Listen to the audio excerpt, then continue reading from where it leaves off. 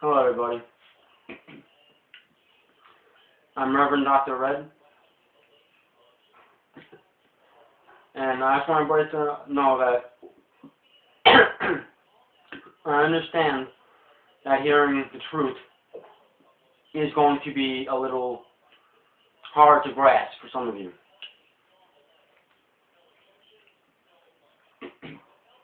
As I've stated in the past, the truth isn't exactly what we've been taught all of our lives in America. Everybody in America is in a box, so to speak. We don't live our day-to-day lives spiritually. We live our day-to-day lives carnally. Not every American, as a matter of fact, the majority of Americans, and the majority of the West,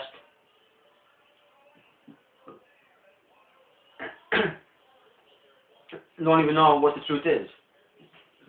And everybody has a habit of bashing Christianity and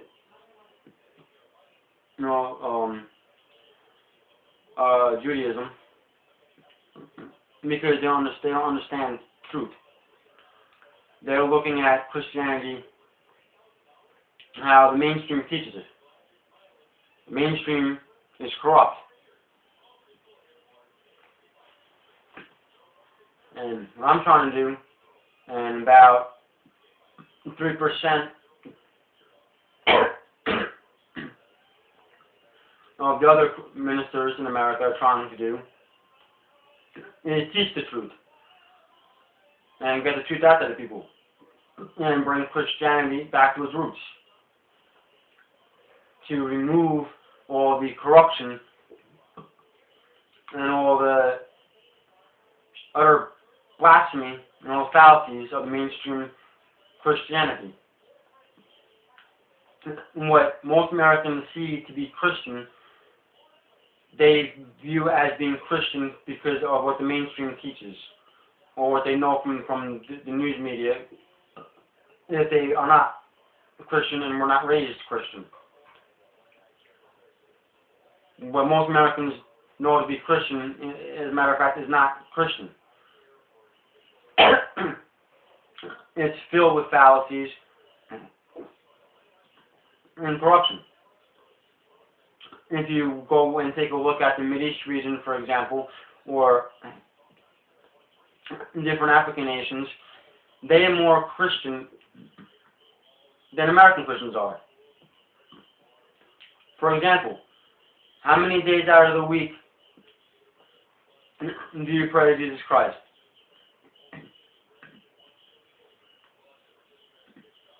How many days out of the week do you pray to Jesus Christ? How many hours a week do you give to Jesus Christ? Most American Christians only think about Jesus Christ on Sunday while they're in church. Before church and after church and every other day of the week, they don't seem to care about Jesus. They don't talk to Him. They don't pray to Him. Jesus is their Sunday thing. Whereas a Middle Eastern Christian or an African Christian, Jesus Christ is their life. Everything they do revolves around Jesus Christ.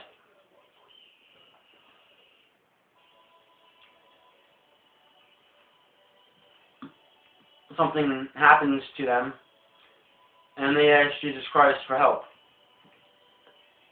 Something good happens to them, and they allow Jesus Christ to know, and they thank Him for it. A lot of them will even go as far as thanking Jesus Christ for a single piece of bread. Why? Because that might be the only food they have for that day. And they're going to thank Jesus for making sure they can have some kind of food to eat. And they believe that if it wasn't for Jesus and for their faith in Jesus, they wouldn't even have that simple slice of bread.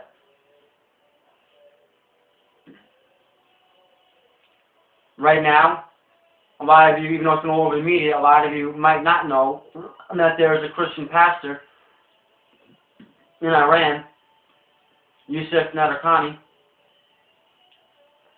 that is facing the death penalty, that is facing execution by beheading, because he allegedly was born a Muslim, converted to Christianity, which in the Islamic world is a crime, and he is refusing to give up his faith in Jesus Christ. And if he does not convert back to Islam, he's facing death. He refuses to give up his faith, however. Now, why was he willing to die for Jesus Christ? He was willing to die for Jesus Christ because Jesus Christ died for us.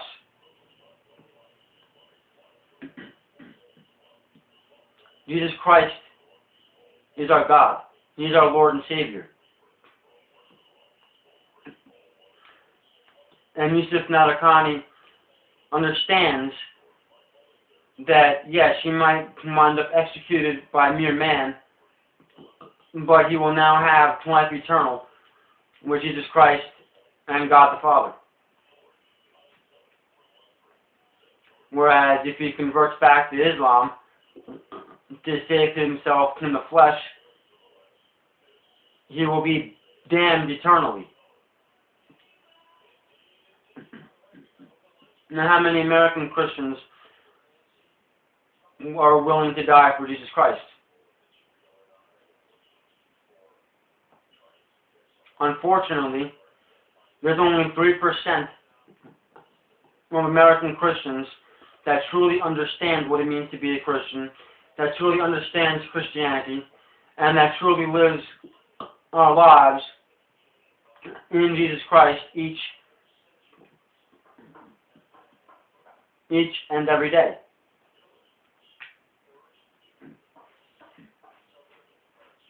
And the vast majority of these Christians in America that are following Jesus Christ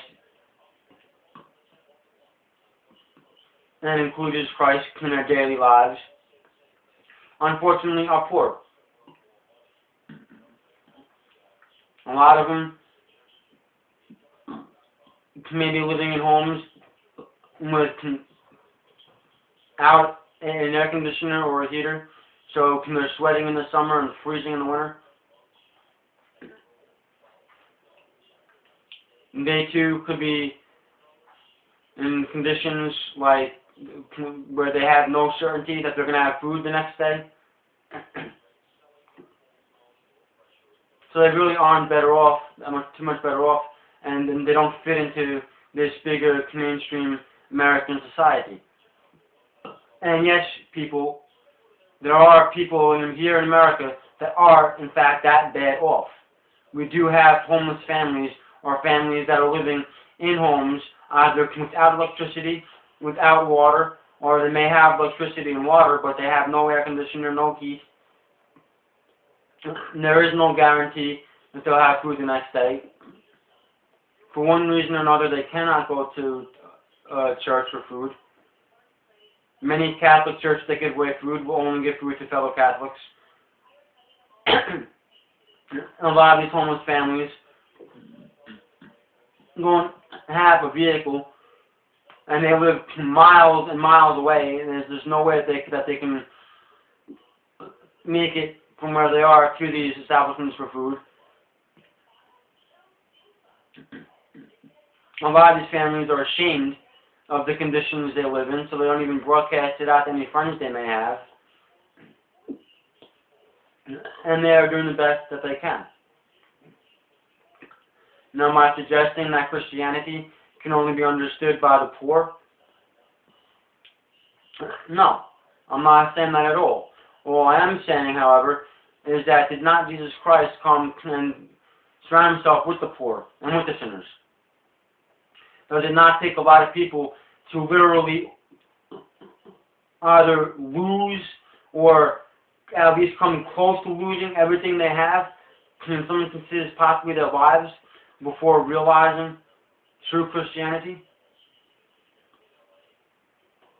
Unfortunately, that is the case. But there is a small percentage of the true Christians in America that are well off, whether they're middle class or upper class Americans that do follow true Christianity.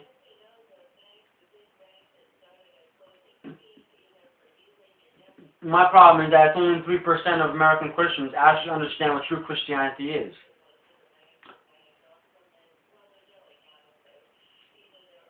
A lot of you look at Christianity for what the mainstream says it is, and that's not Christianity. There's a lot more to Christianity than what the mainstream shows you. And I'm not the only minister out there that calls myself a true Christian that is trying to preach truth. And there are others out there that are doing the same as I am. They may be more well known than I am.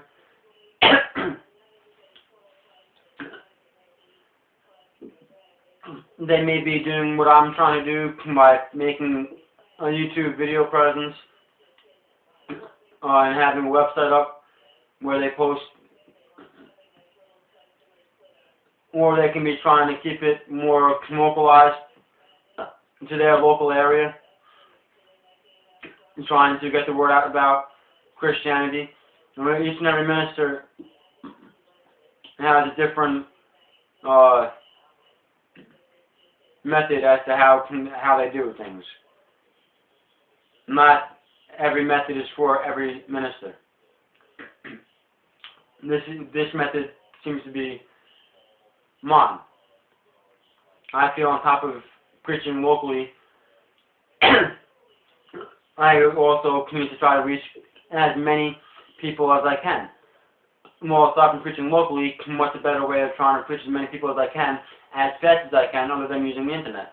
So, I have a website for the ministry. I also have my Facebook page, my Twitter, and now YouTube. Try to get the word out there. And like I'm saying, I do understand that because of this box American society seems to be in, I understand that at first glimpse of my videos, or at first glimpse of the articles on our website, or at first listening of my podcasts,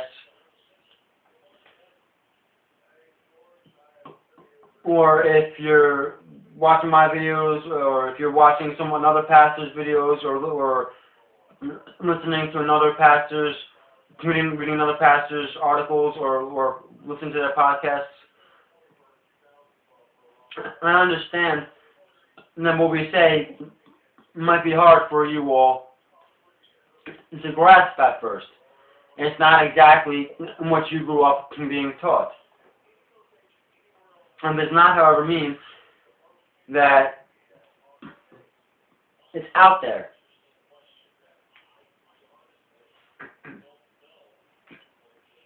Everybody will understand it in due time. If you are truly a child of God, in time you will come to see the truth and the light. All that I ask that you do is that you open your mind, open your eyes, and open your ears.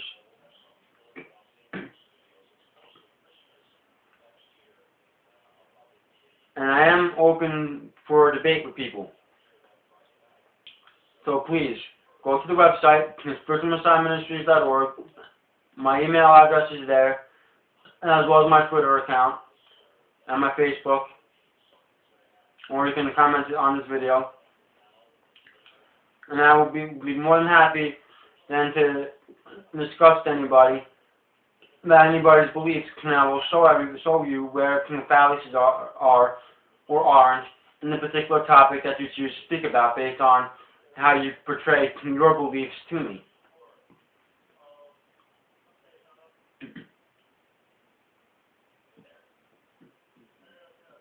I'm open to that. That's what I'm here for.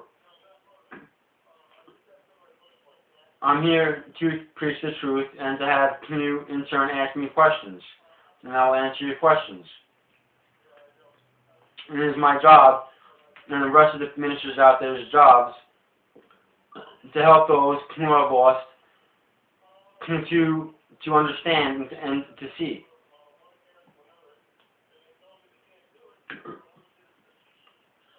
So that's fine if you would like to discuss it with us, and we'll help you see. But what I'm getting a little disgusted at is that myself and others seem to be getting a lot of derogatory comments. No, you're not. Nobody seems to be putting out any of their beliefs or putting out any type of intelligent argument.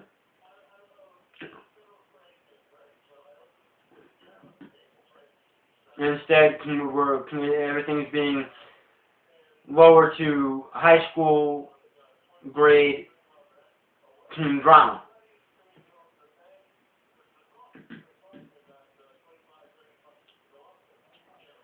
Now, I'd appreciate it, and I'm sure the other ministers out there can appreciate it, considering you would like to be spoken to with respect and with some kind of understanding and intelligence, that you do the same when speaking to us.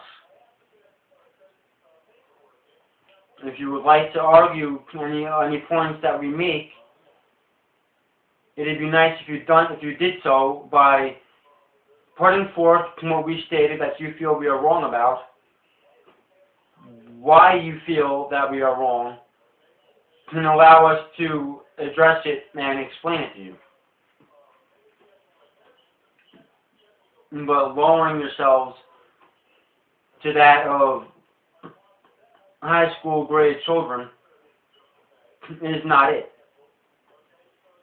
All that is showing us is that you don't understand what we're saying, but we can address it and try to explain it to you if you're not clear with us as to what exactly we said that you don't understand.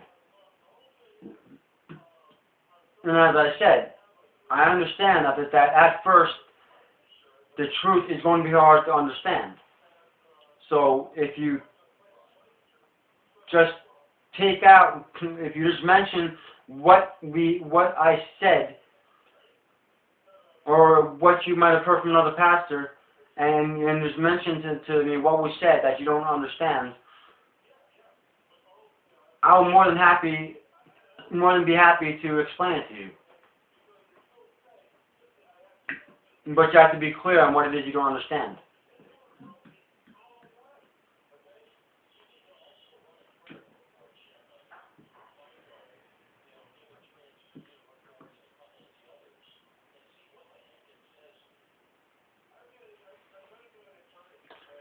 Americans really need to step outside of their box.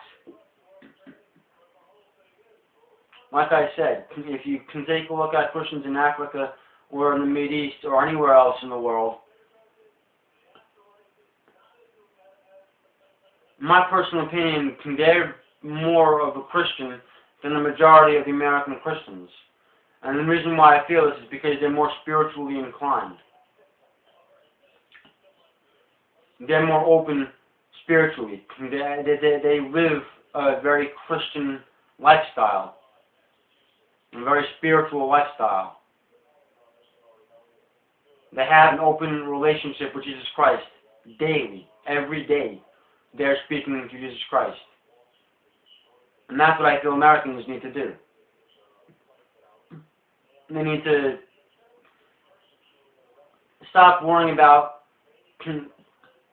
what others are going to think of them. Stop believing what the mainstream tells them. And take a look at everything for themselves, for what it really is, not what the mainstream tells them it is.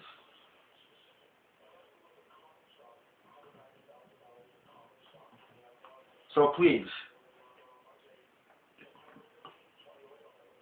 as my ministry and the other ministries out there continue to grow, and we all continue to post to our respective websites, or our podcasts, or YouTube videos. And if there is anything that you do not understand, please address it. Mention, whether it be email or in the comment section, what part of what is being said you don't understand, so that it can be explained.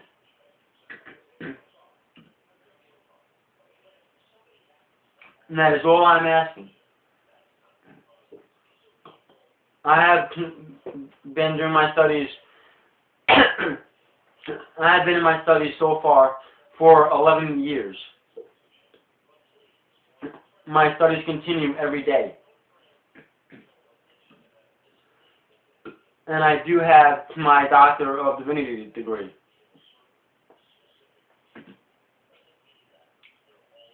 So I'm a legally ordained minister. I'm a Doctor of Divinity. And I'm 11 years and counting into my studies.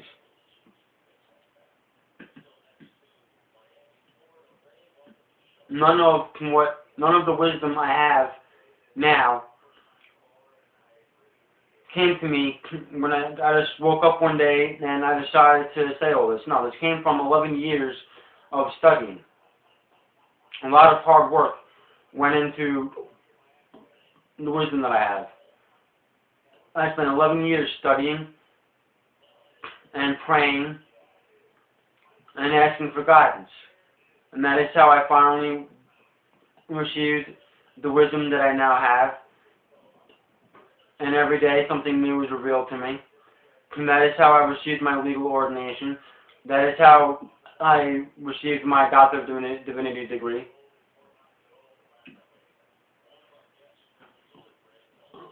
And it is my job to explain the truth to everybody. I try to do the best I can to explain things, but at times I do go off in rants, particularly in my videos, though I'm known for going off in rants in my articles as well.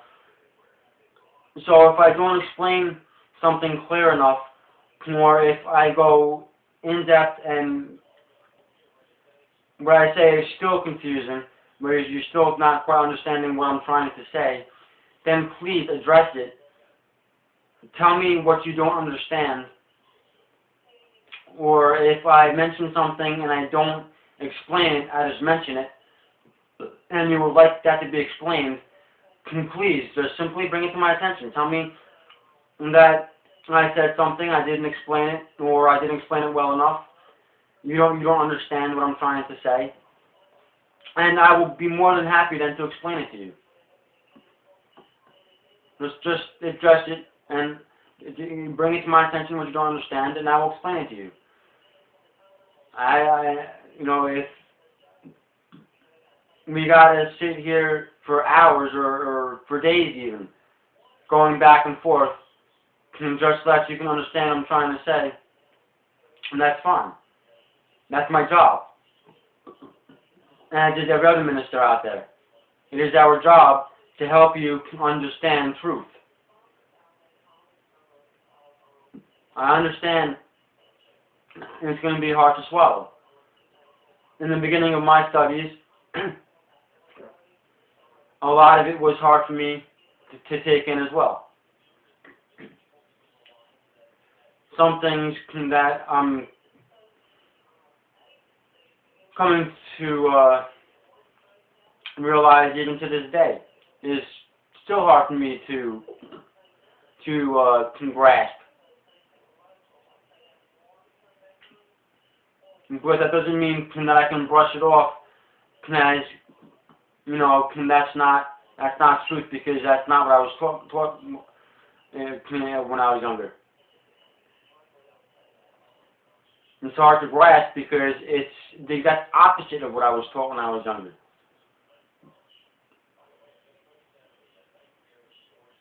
It's hard to grasp because it goes against everything that I was taught. But then again, the truth wasn't meant to be easy.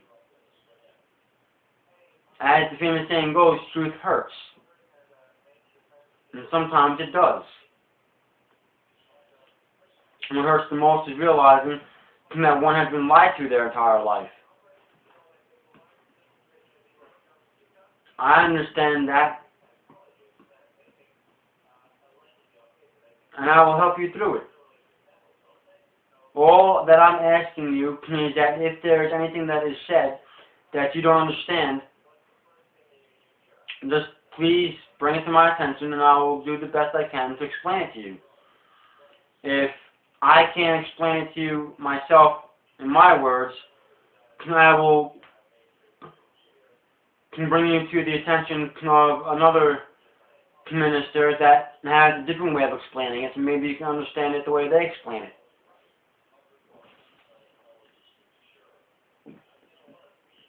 And that's all that I ask. I understand truth is going to be hard to grasp. And just because it's hard to grasp, that doesn't mean that's not true. And that doesn't mean that you can bash myself or any other ministers out there for trying to preach it.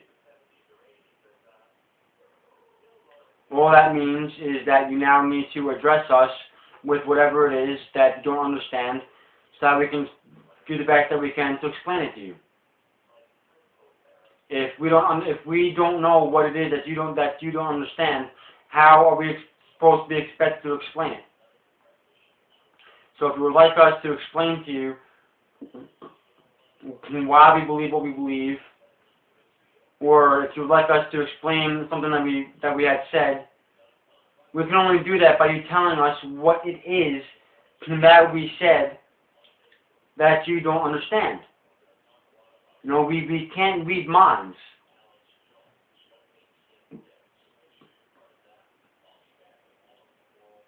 So please, if there's anything that you don't understand, address it. We'll explain it. If there's anything that I said or another minister might have said that you want explained, say so, and I'll try to explain it for you. And if I can't explain it, I'll tell you, and I'll try to find the answer, or I'll bring you to another minister that can explain it. If my way of explaining it to you,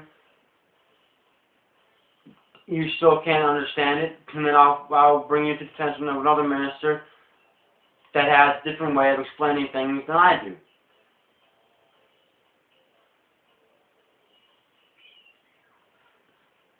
We don't read minds.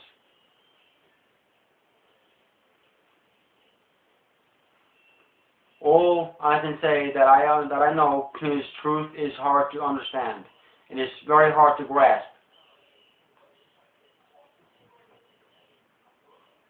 That's why I'm doing what I do. I'm trying to get the truth out to everybody and try to explain it to everybody the best way that I can. If you need anything that I'm saying explained further, you need to let me know so that I can attempt to explain it.